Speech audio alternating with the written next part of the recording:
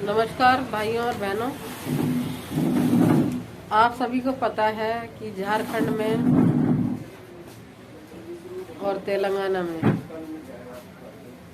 सुदामा जी को बुला के वार्तालाप की और सभी लोगों ने एक प्रण ठाना कि जो वर्तमान में सरकार है उसका बहिष्कार करें और नई सरकार का चुनाव करें।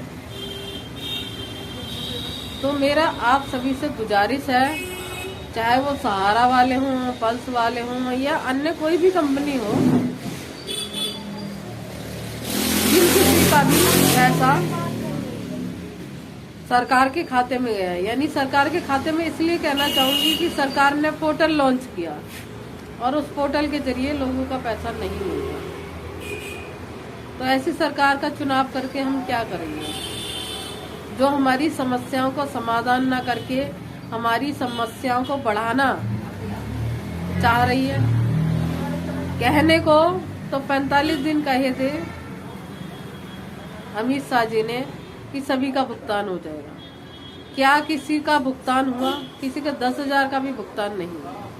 अगर सबका देखा जाए, चलो 10,000 का भी भुगतान हो गया होता तो हम जानते कि पोर्टल से भुगतान हो रहा है, लेकिन यहाँ तो भुगतान के नाम पे किसी को पैसा मिल ही नहीं रहा और बल्कि समस्या में लोग फंसते जा रहे हैं। तो आप सभी से मेरा आग्रह है, जितनी भी कंपनियों के ताले लगाए हैं, अभी 5,000 कंपनियां बंद करी सरकार ने, और सरकार ने ही लाइसेंस बांटे उन सभी कंपनियों को, जैसे कि रोज वैली हो गई, आदर्श ग्रुप हो गई, साई प्रसाद हो गई, शारदा चिट फंड हो गई, पल्स, पीएलएस, सहारा और जाने कितनी कंपनियां। इन सबको लाइसेंस किसने दिया? एक गवर्नमेंट ने दिया, और गवर्नमेंट ही क्यों लोगों को गुमराह कर रही है। और जैसे कि अभी आप लोगों को भी पता होगा कि सुप्रीम कोर्ट में इन्होंने आईए लगाया और ये मांग की कि जो भी निचली अदालत है उन सभी अदालतों में जो केस चल रहे हैं भुगतान को लेके, उन सभी केसों को रद्द किया जाए, रोका जाए जब तक सुप्रीम कोर्ट का कोई आदेश नहीं आता है। तो इससे साफ जाहिर होता है कि सरकार नहीं चाहती जनता का भुगतान हो, वो सब पैसे को हड़पना चाहती है। तो उसके लिए हम लोगों को क्या करना चाहिए? आपसे मैं इस वीडियो के माध्यम से सलाह लेना चाहती हूँ कि हम आम आदमी को इस टाइम क्या करना चाहिए।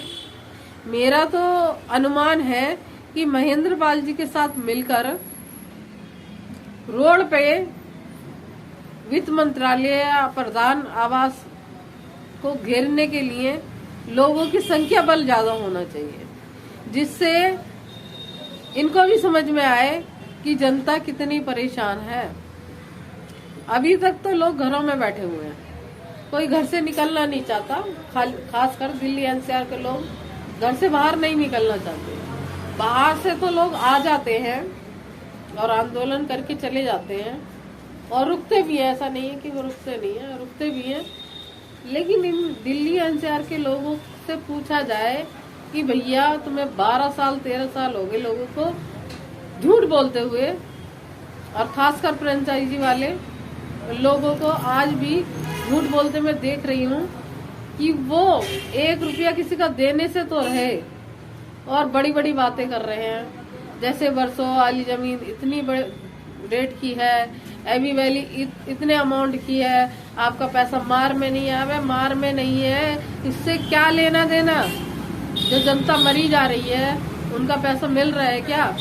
आप लोग दिलवा रहे हो जो इस तरीके की बातें कर करके लोगों को गुमराह कर रहे हैं, और सबसे बड़े दोषी आप ही हो, क्योंकि 2012 से यही राग अलाप रहे हो, लोगों का पैसा फंसवा रहे हो और अपना पैसा निकाल रहे हो और अपनी दुकानें चला रहे हो। मैं कहूँ कि सहारा वालों को जिनका पैसा लगा हुआ उनको अपना पैसा नहीं मिल रहा, लेकिन आप लोगों की दुकान बहुत अच्छी तरीके से चल रही है, बहुत अच्छा पैसा कमा रहे हो। थोड़ा सा शर्म करो और इस न्याय की लड़ाई में लोगों का साथ दो, ना कि आज भी लोगों को गुमराह करो। इतना सब कुछ हो रहा है लेकिन आज भी आप लोगों को गुमराह करने पे लगे हुए हैं कि पक्ष वाली पार्टी हो या विपक्ष वाली पार्टी हो, सहारा इतनी बड़ी है। अभी तो बहुत सारे चाटुकार ये भी बोल रहे थे सहारा विश्व है। अरे विश्व किधर है? लोगों को लूटने में, और लूटा भी। आप लोगों ने इतना गुमराह किया लोगों को कि ऐसा कोई घर नहीं बचा जहां से आपने लूटा ना हो, और अभी भी लूट रहे हो। थोड़ी बहुत शर्म करो, लोगों को, गरीब जनता को लूटना बंद करो। और इस वीडियो के माध्यम से मैं लोगों से पूछना चाहूंगी कि उनकी मत क्या है, उनकी राय क्या है, क्या करना चाहिए जैसे जिससे उनका भुगतान हो। मैंने अपनी राय बताई, अब मैं पूछना चाहती हूँ कि आप लोगों की क्या क्या राय है। तो आप प्लीज इस वीडियो के माध्यम से, कमेंट के माध्यम से आप जरूर बताएं। धन्यवाद।